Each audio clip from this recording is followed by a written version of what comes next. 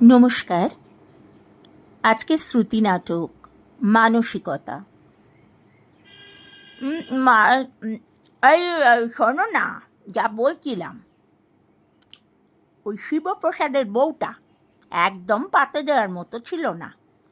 1 নম্বরে বেয়াদব মেয়ে ছিল গো। আমাদের বাড়িতে তো 1.5 বছরও টিকলো না। আচ্ছা আচ্ছা, তুমি বলো, আমরা কি তেমন খারাপ মানুষ? আমার স্বামী কি সেরকম খারাপ লোক? বলো তো, তুমি বলো। বাবারে, পাতাটা কি ঝাল! একটু একটু চুনের ডিব্বাটা দাও তো। হ্যাঁ হ্যাঁ দিদি, নাও। না দিদি, না না না, এই আমি কথা কোনো দিনও বলতে পারবো না তোমরা খারাপ মানুষ। আজ তোমাদের আমি প্রায় 20-25 বছর ধরে দেখছি। একদমই নয়।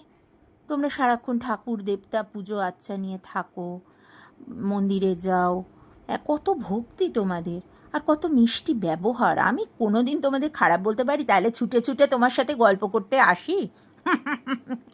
যা বলেছ, যা বলেছ, সেই দাঁড়াও, পিকটা ফেলে আসি। যা বলছিলাম, ওই ওই বউটা একেবারে, জানো তো, নাস্তিক গোছের ছিল। ভাবো, আমরা এত ভক্তিমতী মানুষ, আমি তার বাড়িতে নাস্তিক বউ। আরে তুমিও তো সেদিন দেখলে না, ওই দিন ওই যে আমি পুজো দিতে বললাম। হ্যাঁ হ্যাঁ, মনে আছে বাবা, কী সব বললো। বলো দেখিনি। আমি আমি আমি বললাম যে পুজোটা দিয়ে দাও মা। সাথে সাথে সাথে সাথে বলে, ওসব আমি পারি না। আমি অত গুছিয়ে পুজো আচ্ছা দিতে পারি না। পুজো টুজো আমার ভাল লাগে না। তুমি এত বিশ্বাস করো যখন তুমিই পুজো দাও। আমার পুজো তোমার ঠাকুর নেবে না। ভাবো তো একবার, কী বেয়াদব মেয়ে, কী বেয়াদব মেয়ে, মুখে মুখে খালি তক্ক, খালি তক্ক।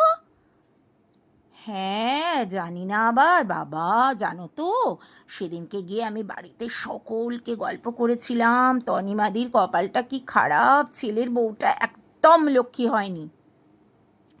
ওরা তো এত ঠাকুর দেবতা মানে, বউটা বাড়ির ঠাকুরকে ওদের ঠাকুর বললো। আরে তোর বিয়ে হয়েছে যখন, ওটাই তো তোর শ্বশুর বাড়ি, ওরাই তো তোর সব। হ্যাঁ, এসব কথা বললে হয়? কি অসভ্য মেয়ে! ভাবো তাহলে একবার, ভাবো। শোনো, এসব দেখে না আমার শিক্ষে হয়ে গেছে, জানো তো। এবার আমি আমার ছোট ছোট ছেলেটা গৌরের বিয়েটা না আমি এমন মেয়ের সাথে দেবো কাজে ভক্তিমতী সতী সাধ্বী, ওরা মেয়ে রেখেই বিয়ে দেবো। শিবপ্রসাদের বউটা তো বাবা যা অহংকারী ছিল! সুন্দরের অহংকার, ফর্সা তো, ওরম ফর্সা রাস্তায় গড়াগড়ি খায়। বলো। আর তার উপর চাকরি বাকরি করা মেয়ে ছেলেগুলো এমনই বেহায়া হয়। গৌরের আমি একদম চাকরি করা মেয়ের সাথে বিয়েই দেব না। চাকরি বাকরি করা মেয়েগুলো যা অসভ্য হয়, আমার শিক্ষে হয়ে গেছে। বিথিকা মাথা নেড়ে সমর্থন জানিয়ে বলল, ঠিক বলেছ, একদম ঠিক বলেছ। আমার ননদের ছেলের বউটাকে তো দেখছি, চাকরি করে বলে দিমাকে মাটিতে পা পড়ে না। শিবপ্রসাদের মা হঠাৎ নাক কুঁচকে গন্ধ শুঁকে বলল, কেমন একটা পোড়া পোড়া গন্ধ বেরোচ্ছে না, পাচ্ছ না তুমি? হ্যাঁ, এই তো ডাল পোড়ার গন্ধ। ওরে সর্বনাশ! ডাল চড়িয়ে এসেছিলাম, দাঁড়াও আমি আসছি। শিবপ্রসাদের মা দৌড়ে উঠে রান্নাঘরের দরজার সামনে দাঁড়িয়ে মাথায় হাত দিয়ে বলল, হে ভগবান! ডাল চড়িয়ে গল্পে গল্পে ডালটাই জ্বলে গেছে।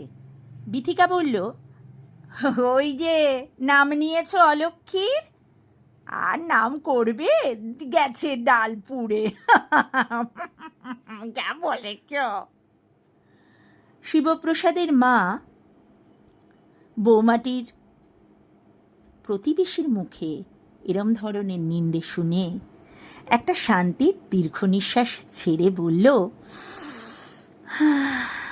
বাপ মা তো ওই বেটির। বিয়েতে 1 পয়সাও দেয়নি। আমরাই তো খরচ টরচ করে বিয়ে দিলাম ভালো বউয়ের আশায়। ও তারপরে ওই যে বৌভাত করেছিলাম, বৌভাতের অনুষ্ঠানে শাড়ি গয়না একদিন চাইতে এসেছে শিবু। বাবু, শিবু আমার কাছে এসে বলছে, মা ওর জিনিসপত্রগুলো দাও। কিচ্ছু দিইনি।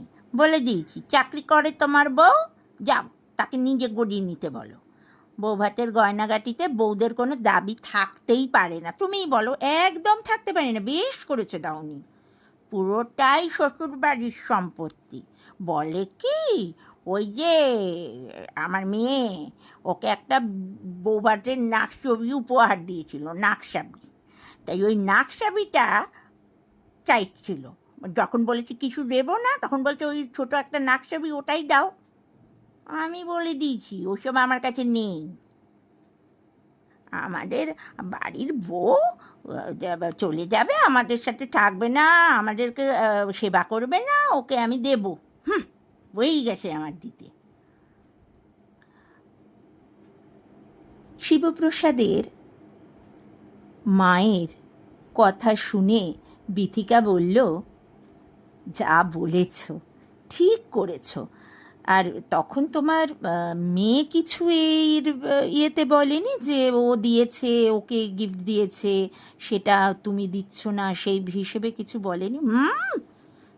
সে তো বলবেই, সে তো জানোই তো, বড় মন মেয়েটার। মেয়েটা বড় ভালো মেয়ে, আমার মেয়ে না, বড় ভালো মেয়ে। ও বলেছিল যে মা দিয়ে দাও, মা ওটা তো আমি দিয়েছি, ওটা তুমি দিয়ে দাও। তা প্রথমে প্রচুর গাঁইগুঁই করেছিল। আমি তখন বলেছি কিচ্ছুটি দেবো না। হ্যাঁ, চাকরি করে যখন নিজে কিনে নিক। আর তোর যদি ওইটা নিতে যদি ঢং করিস, তাহলে ওটা আমিই পরবো। তুই এখন রেখে দে, এখন বাড়িতে রাখা বিপদ।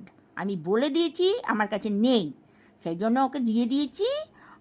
ও আবার যখন ও যদি না ব্যবহার করে, তাহলে আমি নিয়ে এসে নিজে পরবো। নাক ছবিটা এখন ওর কাছেই আছে, পরে একদিনকে নিয়ে আসবো। ঠিক করেছো। এইটা না, জানো তো, একদম তোমার পক্ষেই সম্ভব। দারুণ কাজ করেছো। সত্যি উচিত শিক্ষাই দেওয়া উচিত। কেন রে, তুই চলে গেলি কেন? তুই চাকরি করি বলে বলে দেমাগ দেখিয়ে চলে যাবি, আর তুই তো বৌভাতের জিনিসপত্র আবার চাইতে আসবি? লজ্জাও করে না, একদম বেহায়া মেয়ে ছেলে গো। আর তোমার ছেলেটা কি ভেড়া, সেটা আবার তোমার কাছে চাইতে এসেছে? অসভ্য, একদম বড় তো ভেরুয়া হয়ে গেছে, ভেরুয়া, বউয়ের আঁচল ধরে ঘোরে। ঠিক তাই, সত্যি বেশ করেছো দাওনি। জানো তো, তুমি উচিত শিক্ষা দিয়েছো। আমি বলবো, আমিও তোমার থেকে শিক্ষা নিলাম। প্রতিটি শাশুড়ি না তোমার মতো হওয়া উচিত। একদম তোমার মতো যে শাশুড়ি শায়েস্তা করতে পারবে, সেই শাশুড়ির বৌমা বসে থাকবে আর জব্দ হবে।